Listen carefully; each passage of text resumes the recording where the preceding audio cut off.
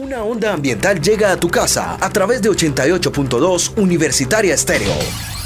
Esta onda contiene Vox Pop, consejos ambientales, información, música e invitados. Prepárate, nuestro planeta es Onda Ambiental. Onda Ambiental es una realización del Instituto de Investigaciones Ambientales de la Universidad Tecnológica de Pereira. Onda Ambiental.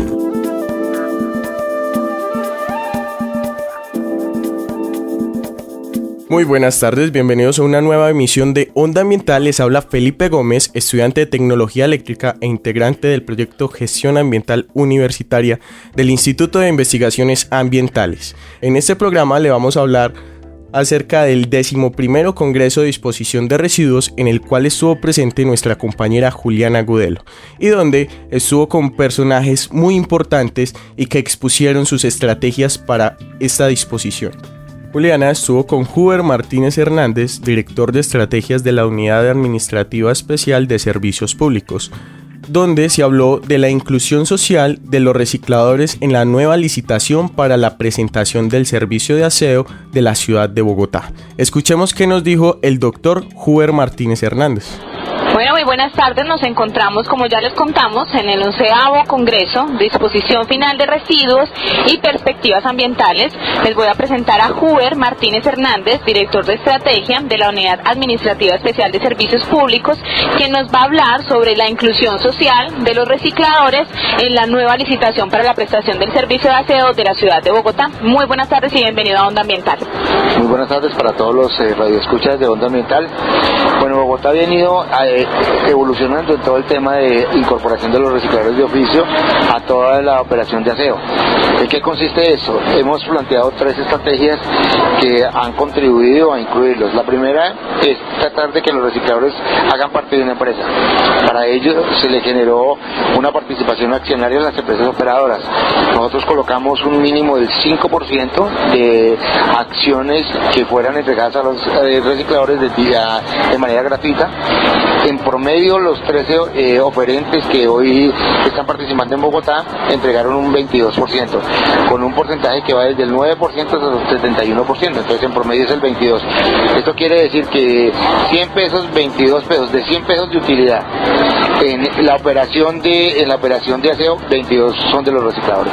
Esto es como el primer ejercicio que se hace en el país de incluir a los recicladores, a los que realmente están como haciendo el trabajo en las ganancias ya de la prestación de este servicio.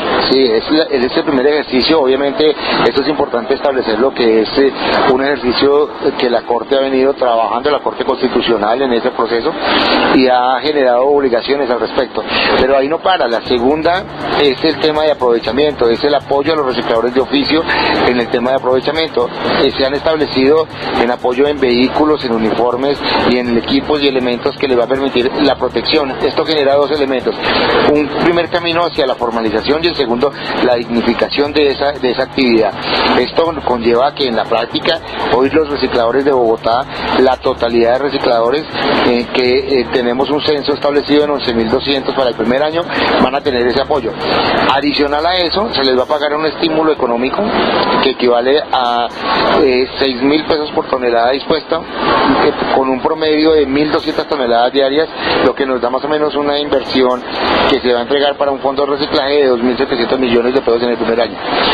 El tercer elemento que se da es unos puestos de trabajo para aquellas personas que quieran salirse del tema de reciclaje y entrar en la operación de aseo. De 4.200 puestos de trabajo, 3.600 ofrecieron los operadores para entregárselo a los recicladores que quieran cambiar. Esto demuestra varias cosas. La primera es el avance en querer incluir a los recicladores en el tema de empresas. El segundo, en el apoyo en su actividad y pasarlo de el anonimato y el desprestigio, llamémoslo así, a la formalidad y al tema de la dignificación del trabajo. Y el tercero es que por primera vez van a tener la oportunidad de tener algunos recicladores un puesto oficial establecido que de una u otra forma le genere unos ingresos formales y que cambien su actividad. ¿Cómo ve el panorama a nivel nacional? ¿Están los municipios y otras ciudades dispuestas, digamos, a reglamentar de esta forma, que me parece muy positiva para los recicladores, a reglamentar esa forma o a hacer las licitaciones con esas características? específicas. Bueno, el tema genera algún grado de complejidad en el sentido de que no todas ni los municipios tienen la capacidad que tiene Bogotá. Bogotá tiene más o menos un promedio de 2.300.000 suscriptores o usuarios, que genera pues obviamente unas entradas que pueden permitirse ese tipo de cosas. Hay municipios intermedios y pequeños que no tienen esa capacidad, y al hacer esas exigencias desequilibran todo el modelo tarifario y por el consiguiente la operación nunca podría darse. Entonces lo que uno está buscando en términos es buscar esos puntos intermedios que de una u otra forma nos generen un beneficio de inclusión de los recicladores, que es fundamental, porque yo creo que en 8 o 9 años el país tiene que estar volcado al tema de aprovechamiento, pero con unas llamemos racionalidades que en términos prácticos nos permitan a todos incluir a los recicladores sin afectar la operación inicial que hoy se tiene de la ciudad. Bueno, hagamos de cuenta que esto ya pasó, se implementó, se ganó una licitación. ¿Cómo es la prestación del servicio en Bogotá ahora, después de haber ya aprobado este proceso, de haberlo pasado? Digamos, la operación tiene varios cambios sustanciales. La primera es esta que acabamos de la inclusión de los recicladores, donde la ruta de reciclaje es exclusiva para ellos. La segunda es un avance tecnológico con vehículos y equipos de última tecnología con seguimiento en tiempo real. Vamos a tener digamos sensores remotos que nos llevan la información a la unidad en tiempo real, donde vamos a saber a qué hora sale, a qué hora entra, qué peso, qué características de residuos se llevan, a dónde se llevan, cómo se manejan, cuántos escobitas tienen, quiénes están barriendo, quiénes no están barriendo, y esto permite hacer una supervisión y un control real y efectivo de la operación, y con ello podemos establecer una mejora en las condiciones, porque aquí ya se viene un indicador que es el indicador de calidad, que debe garantizar que en el caso de un punto tiene que como mínimo durar 12 horas limpio para que se le pueda reconocer la totalidad de los recursos al operador. O sea, hay unas grandes condiciones y modificaciones que de una u otra forma van a hacer que por lo menos en Bogotá sea el modelo en esta materia, y que a la vez esto se pueda irradiar a los otros municipios. Bueno, ya para finalizar, Huber, muchas gracias por haber estado de antemano aquí en Onda Ambiental. ¿Cuánto es el proyectado de recuperación total de residuos en Bogotá con esta nueva licitación? Nosotros aspiramos, o sea, hoy podemos decir estamos entre 7.200 y 7.500 toneladas día.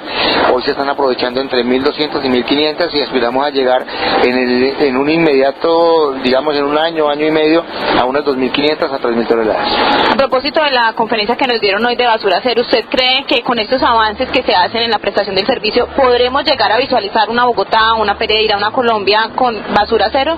Sí, la idea es que el planeta entero obligatoriamente tiene que modificar su comportamiento cultural de consumista, de generar residuos, porque el planeta entero se volvió un basurero, y la única forma es revertir todo eso, y para poderlo revertir es llegar a no generar residuos. A Colombia, y especialmente a la Unidad Administrativa Especial, hace pocos días fue reconocido por Naciones Unidas, y hoy tenemos la Secretaría Técnica de la Asociación Internacional para la Gestión de Residuos Sólidos en municipios de Latinoamérica.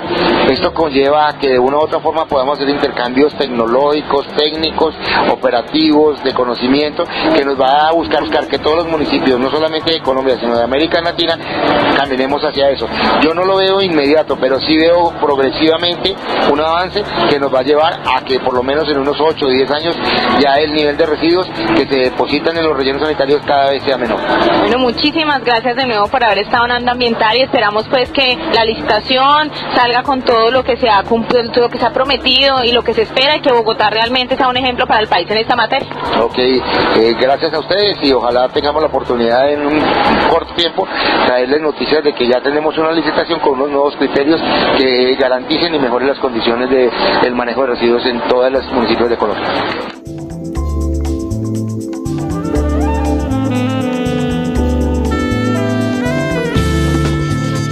Después de esto, estuvo con Armando Ojeda Acosta, asesor de la Dirección Técnica de Gestión de Aseo de la Superintendencia de Servicios Públicos. Se habló de la disposición final de residuos después de 6 años de la expedición de la Resolución 1390 de 2005. Miremos qué nos dijo el doctor Armando. Nos encontramos en el 11º Congreso Internacional de Residuos Sólidos y Perspectivas perspectivas ambientales, y les quiero presentar a Armando Ojeda Costa, asesor de la Dirección Técnica Gestión de Aseo de la Superintendencia. Bienvenido a Onda Ambiental y gracias por regalarnos este espacio. Muchas gracias a ustedes por invitarme. Cuéntenos primero qué es la Superintendencia, qué hacen, para poner un poco en contexto a los oyentes. La Superintendencia de Servicios Públicos es una entidad de vigilancia y control la cual se encarga de, lo que como dice su nombre, vigilar y controlar la prestación de los servicios públicos de aseo, acueducto y alcantarillado.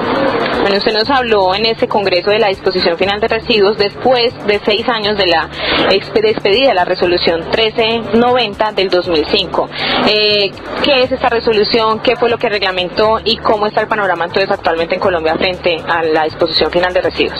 Mira, la resolución 1390 básicamente lo que permitió o lo que indicó era que en Colombia no se podían volver a disponer residuos de forma inadecuada y dio un plazo para que esto pasara. Los plazos fueron ampliados 4 veces.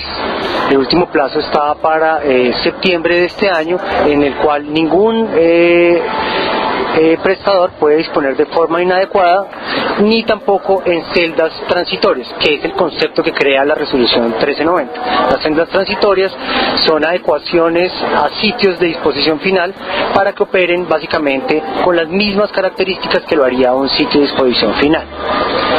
En ese orden de ideas, pues de la expedición de la resolución 1390 a hoy, los avances que se han tenido acerca del tema de disposición adecuada son significativos y los cuales se ven representados en las cifras que mostramos hoy. Esas cifras yo las tengo, no sé si quieres se las digo. No, pero empecemos devolviéndonos, mejor dicho, volvámonos un poquito y contémosle a la gente cómo era la disposición final antes de salir esta resolución, o cómo sigue siendo, porque suponemos que hay unos municipios que todavía no se acogen. Pues, ¿cuál es el problema? ¿Cómo es que estamos manejando ya la disposición final de los residuos en Colombia y por qué fue necesaria la expedición de esta resolución?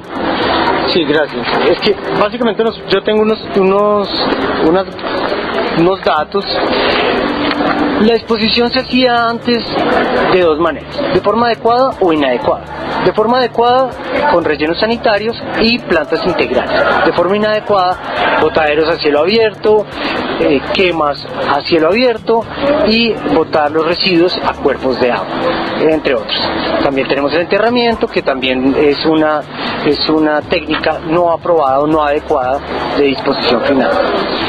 Entonces, como te venía diciendo, la disposición adecuada de residuos pasó de un 32% en el 2005 a un 79% en el 2010, viendo el gran avance que ha tenido la disposición adecuada de residuos en Colombia. ¿Sí? Por su parte, la disposición inadecuada pasó de un 68% a un 21%. Entonces, ¿cuál es el panorama ahora en Colombia? ¿Cómo va a cambiar cuando ya se cumpla el plazo? ¿Cómo se ve la disposición ya final de residuos entonces? Este proceso de transición ya finaliza acá. Lo que viene ahora es medidas por parte de la Superintendencia, adoptar medidas de control con respecto a los prestadores que sigan incurriendo en estas conductas para que legalicen o para que entren dentro de la normatividad a disponer de manera adecuada sus residuos. No sé si está cercano al caso del relleno sanitario de La Glorita en Pereira, si lo conoce, si sabe cómo estamos nosotros haciéndolo acá en Pereira. El relleno sanitario de La Glorita tiene licencia ambiental. Hemos realizado visitas de inspección al sitio de disposición final, verificando que cumple con la normatividad vigente. Bueno, muchas gracias por haber estado en Onda Ambiental y esperamos pues en otra ocasión tenerlo y que finalmente en septiembre por fin se cierre el plazo y ya no se siga dando, como lo dijo en su exposición, no se ponga en cintura a estas organizaciones o empresas que todavía siguen siendo una disposición inadecuada de los residuos. Eso esperamos. Gracias.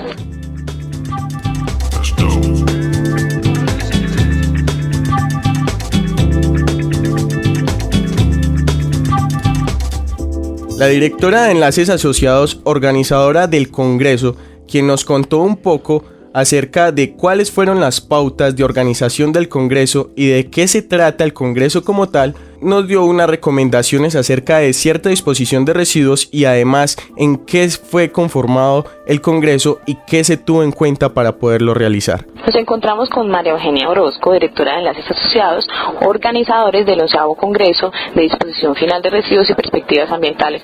Muy buenas tardes, María Eugenia, y bienvenida a Onda Ambiental. Gracias, muchas gracias por la invitación. Bueno, nuestro congreso está en la 11ª versión. Tuvimos 10 países invitados, entre ellos Estados Unidos, España, China, Argentina, Chile, Perú, quienes pues con sus experiencias exitosas nos entretuvieron, por decir algo, durante 3 días. Tuvimos una asistencia, yo creo que masiva, diría yo. Se tocaron temas importantes como la recolección de residuos, los rellenos sanitarios a cielo abierto y el tema de la problemática de los lixiviados.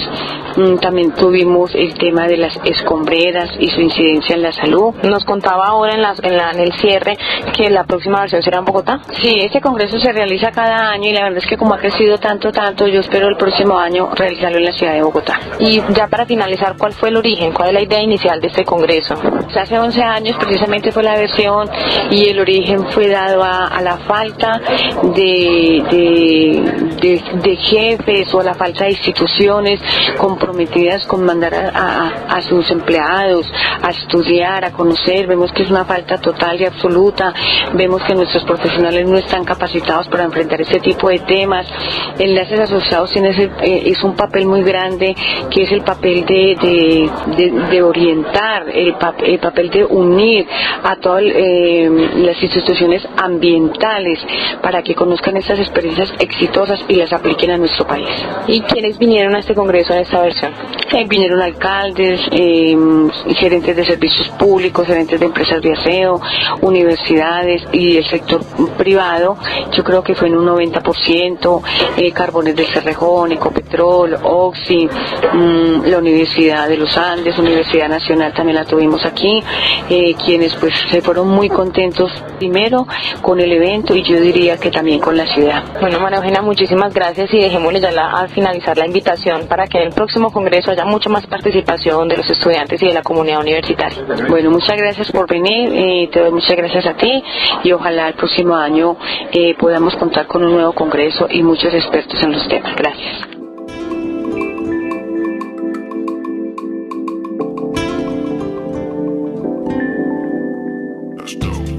Recuerden que ustedes pueden participar en Onda Ambiental escribiéndonos sus inquietudes y propuestas al correo institutoambiental@utp.edu.com y además en el correo gau-2011@hotmail.com. Recuerden que tenemos un portal Facebook donde nos pueden encontrar como Gestión Ambiental Universitaria UTP, donde pueden hacer parte activa del grupo Onda Ambiental.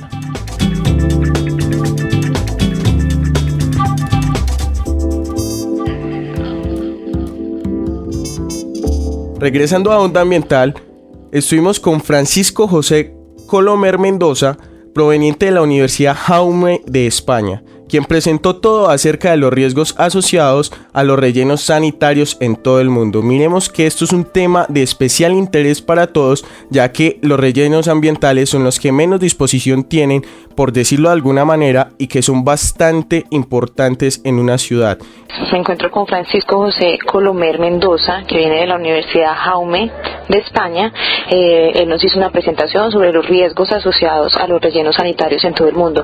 Muy buenas tardes, Francisco, y bienvenido a Onda Ambiental. Muchas gracias, buenas tardes. Bueno, cuéntenos el panorama general de la presentación que nos hizo acá en el Congreso de Disposición Final de Residuos Sólidos. Bueno, estuve hablando sobre todo de los principales problemas que pueden generar un vertedero. El vertedero es una instalación con un peligro inherente a él, y entonces estuve haciendo en primer lugar un detalle de lo que han sido los principales accidentes ocurridos en el mundo durante los últimos 15-20 años, y en función de esos peligros que identificamos con estos accidentes, investigamos las causas que generaron esos accidentes para posteriormente elaborar una serie de medidas protectoras y correctoras para en un futuro evitar estos riesgos. ¿Por qué se presentaron esos accidentes o por qué se siguen presentando? Bueno, es difícil concretar una causa específica de accidente. Normalmente cuando se produce un accidente hay varias causas que se combinan. Una de las principales es un mal diseño. Evidentemente, pues hace tiempo hay muchos países donde los residuos se depositan de forma incorrecta, de forma clandestina, los botaderos a cielo abierto, los tiraderos, Entonces, en estos casos no hay ningún tipo de sistemas ingenieriles, ni de evacuación de lixiviados, ni de evacuación de biogás. Con lo cual, bueno, pues en el momento que hay una modificación en las propiedades, como puede ser una lluvia intensa, un pequeño seísmo o vientos intensos, pues puede dar lugar pues a un deslizamiento de los residuos, a una evacuación indiscriminada del biogás o a una evacuación o a una filtración de lixiviados hacia las capas subterráneas. Compartamos con los oyentes una de esas anécdotas de un accidente que haya sido ocasionado por una de estas causas. Sí, bueno, les puedo contar dos sobre todo. Uno, fundamentalmente basado en un mal dimensionamiento, como fue el de Manila, en Filipinas, en el año 2000, en donde casi 200 personas murieron como consecuencia del deslizamiento de más de 800.000 toneladas de residuos. Esto fue como consecuencia evidentemente de un mal diseño. Había un talud con una altura de 70 metros y las lluvias procedentes de los monzones saturaron los residuos, provocó un cambio en las propiedades mecánicas de estos residuos y deslizó. La avalancha de lixiviados, de residuos, pues sepultó una gran cantidad de chabolas en donde vivía gente que vivía del vertedero, y muchos de ellos fueron sepultados por los propios residuos y muchos otros murieron por intoxicación de gases tóxicos. Sin embargo, también ha habido casos en donde un vertedero aparentemente bien gestionado también han tenido accidentes, por no controlar algunos pequeños parámetros que no han sido tenidos en cuenta a la hora del diseño. Por ejemplo, en un vertedero de Estados Unidos, en Cincinnati, pues también hubo un deslizamiento porque no se previó que, como consecuencia de la acumulación de lixiviados en el fondo de la capa impermeable, pues iba a haber una disminución en el coeficiente de rozamiento, con lo cual pues también una importante masa de residuos deslizó. En este caso, por suerte, no hubo víctimas mortales, pero sí que, bueno, pues estuvo a punto de colapsar una autopista que pasaba muy cerca del vertedero, y bueno, pues el daño económico que supone volver a reinsertar otra vez esos residuos. Recuerdo que usted dijo cuando presentó el caso de Filipinas, o no sé si fue el de Indonesia o usted mismo, que si hubiese pasado en otro país como Francia, hubiese tenido demasiado cubrimiento de las noticias, le hubiera importado más a la gente, de pronto hasta marchas, protestas, periódicos.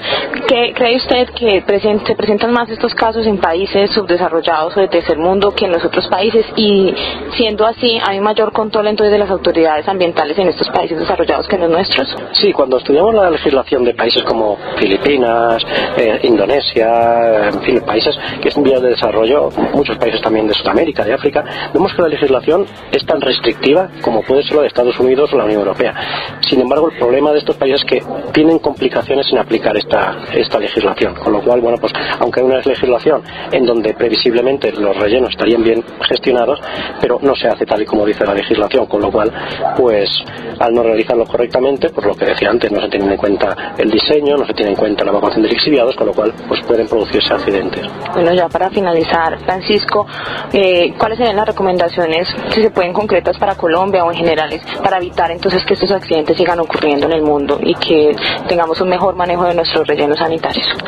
Bueno, los rellenos sanitarios que visitan Colombia, visité hace unos años uno en Barranquilla, otro en Cartagena y uno aquí en Pereira, pues aparentemente están bien gestionados, no encontré ningún tipo de problema. Sin embargo, hay muchos residuos que se siguen depositando de forma clandestina en botaderos a cielo abierto, y bueno, pues una de las primeras acciones que se deberían tomar pues sería el recubrimiento de todos esos residuos y sobre todo el reestudio de lo que son los taludes. Los taludes hoy día tienen mucha altura y mucha inclinación. Habría que, por medio de excavadoras, retirar parte de estos residuos para hacer una pendiente menor, en torno a unos 16-17 grados de inclinación, para que por lo menos desde el punto de vista de los deslizamientos el riesgo disminuyera. No, muchísimas gracias por haberme concedido esa entrevista. Esperamos en otra próxima ocasión de pronto tenerlo, incluso en la Universidad Tecnológica si es posible, y esperamos pues que esta experiencia que vivimos acá y su conferencia ayude a que realmente nosotros podamos evitar que ocurran estas muertes, que principalmente es el análisis que hago ya después de haberlo escuchado, que se den en muchas ocasiones esas fallas técnicas de planificación, de terreno, en fin.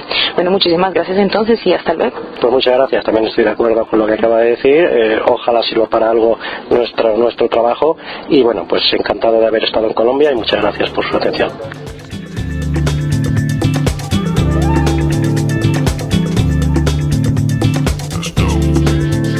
Ahora estuvimos con Lirma Teresa Mercante de la Universidad Nacional de Cuyo en Argentina. donde nos habló del tratamiento de residuos de construcción y demolición en una línea de investigación importante en la universidad y además una proyección de ingeniería aplicada a todas las carreras. Miremos qué nos dijo la doctora Lirma.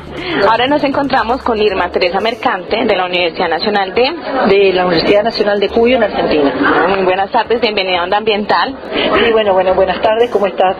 Bueno, cuéntanos qué venís a presentar acá al Congreso de Disposición Final de Residuos Sólidos. Hemos presentado un tema que estamos trabajando en la universidad como línea de investigación y también con mucha ingeniería aplicada, que se trata de la gestión de residuos de construcción y demolición, y bueno, presentando algunas investigaciones que se están haciendo al respecto, cuál es la experiencia en Mendoza, en Argentina, y también comparando cuál es la situación de estos residuos en otros países de América Latina que están un tanto más avanzados, que son México y Brasil, que están llevando la delantera en cuanto a implementación de tecnología, regulación y normativas, y de eso hemos estado hablando en esta última conferencia, en el cierre del Congreso. Bueno, para contextualizar a los oyentes, contémosles por qué los escombros o los residuos de construcción son un residuo especial. Bueno, están considerados como residuo especial la mayoría de las legislaciones y tienen una mezcla de generación entre la parte pública y la parte privada, y también tenemos que considerar aquí a los generadores menores que generan pequeñas cantidades pero que contaminan mucho. Esta problemática ha empezado a tener interés en la comunidad, en las políticas públicas, también en los sectores científicos y técnicos hace pocos años, ahora una década o una década y media, y bueno, sobre todo porque son residuos que su mayor porcentaje son inertes, hablamos de un 80% de residuos inertes, y el resto podemos tener materiales asimilables a urbanos y una pequeña fracción de peligrosos. Inertes quiere decir que no se van a descomponer, ¿cierto? Claro, inertes implica que no van a reaccionar de ningún modo, ni física, ni química, ni no se biodegradan con el tiempo, no van a presentar grandes problemas de lixiviación, de contaminantes. El problema está en las grandes cantidades que se generan. Grandes cantidades son muy pesados, de gran volumen, entonces ahí está el problema. Y por otra parte, la clave está en el aprovechamiento de estos materiales. ¿Qué investigaciones se está adelantando para esto? Bueno, las investigaciones han estado en torno a los impactos ambientales que generan estos residuos, en cuanto a la gestión interna en las obras de edificación, sobre todo, y también en el estudio del análisis del ciclo de vida de los sistemas completos de gestión de residuos, es decir, que abarcan desde la recogida, el transporte, el tratamiento y la disposición final de los mismos. De pronto es un problema en Colombia, yo creo que en todo el mundo, son esos pequeños generadores, la señora que hace una remodelación en la casa, entonces finalmente llama a un carretillero, entre comillas, me disculpan la palabra, y termina en una cuenca, en un río, en un potrero. ¿Qué se puede hacer? ¿Qué podemos hacer también nosotros como oyentes, como comunidad, que no somos grandes generadores, para de verdad darle un buen manejo a estos residuos? Sí, eso, los de obras menores siempre quedan a cargo de la gestión municipal, es así. La cuestión es tener conciencia ambiental y sensibilizar a la población respecto a estos materiales, que si bien no son tan contaminantes, sí generan pasivos ambientales, son muy costosos de mover. Entonces, si contrato a alguien que lo va a depositar en la orilla de un río, da lo mismo contratarlo para que lo lleve a un sitio determinado por el municipio, donde el municipio luego pueda hacerse cargo de estos materiales. Esa debe ser su disposición final adecuada. Sí, el municipio puede disponer sitios específicos para residuos de construcción y demolición, puede en el futuro generar la implementación de alguna política hacia el aprovechamiento, pero por lo pronto lo primordial sería separar de peligrosos a inertes, y los inertes llevarlos a una restauración de canteras abandonadas, por ejemplo, a una restauración de un área degradada por explotación de arcilla o de otros minerales que se utilizan mucho, asimismo en la misma construcción. Bueno, algo que me llamó mucho, y ya para finalizar de su presentación, sobre el tema de investigaciones materiales que no sean de construcción, que no sean tan contaminantes, que han encontrado hasta ahora en esto. Bueno, en la universidad todavía no manejamos esa línea, o sea, la línea de residuos es muy amplia, puede tener varias facetas, desde los materiales, las prácticas constructivas, las mejores tecnologías de tratamiento, las mejores políticas de gestión, o sea, hay varias líneas. En cuanto a materiales, nosotros no estamos manejando hoy una línea de investigación, pero sí hay otras universidades que lo están haciendo en comparar distintos materiales ambientales para que cumplan la misma función y que a lo largo de su ciclo de vida manifiesten los menores impactos ambientales. Bueno, muchísimas gracias, Irma, por habernos compartido su información. Esperamos pues que haya estado contenta Colombia, que le haya gustado y volverla a ver. No, por supuesto que sí, Colombia me ha gustado mucho. Realmente debo destacar la hospitalidad de la gente, el buen trato, la amabilidad, la alegría que tienen, la música que me ha gustado mucho, algunos pasos de salsa dado también en la chiva. Y muy agradecidos por la oportunidad de visitar Colombia. Recuerden que la universidad, por medio de su política ambiental, estableció como compromiso asegurar que todos los procesos, actividades, productos y servicios de la universidad den cumplimiento al reglamento y normatividad ambiental vigente. Regresando a Onda Ambiental, les quiero recordar que todos tenemos la oportunidad de contribuir con la conservación del planeta, de los bosques, ahorrando agua, energía, reciclando, tomando decisiones como consumidores responsables. Por ello, debemos reducir el uso excesivo de agua y evitar que en un futuro nos tengamos que pelear por ella. Ayuda a tu planeta. Recuerda que es tu hogar y tu fuente de vida.